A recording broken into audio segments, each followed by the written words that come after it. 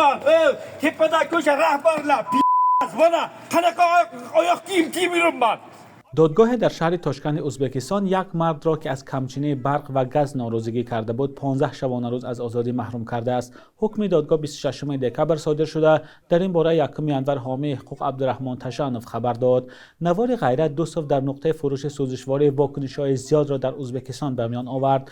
این مرد در نوار میگوید نبودن برق در نقطه فروش سوزشواری زندگی او را مشکل کرده است چون راننده تاکسی است و باید oilaish را خوراند.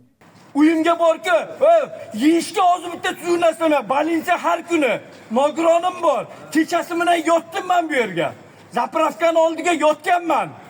Ha? Qani bu yerga haqiqat? Ha?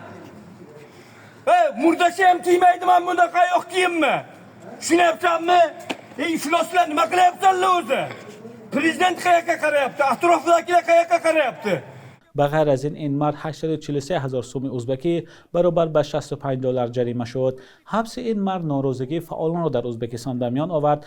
کاربران شبکه‌های اجتماعی برای عائله غیرت دوستوف زیاد از 20 میلیون سوم یا $1550 جمع کردند، اما مقامات ازبکستان کارت مرد ناراضی را بستند. مقامات ازبکستان تا حال در این باره رسما شرحی ندادند.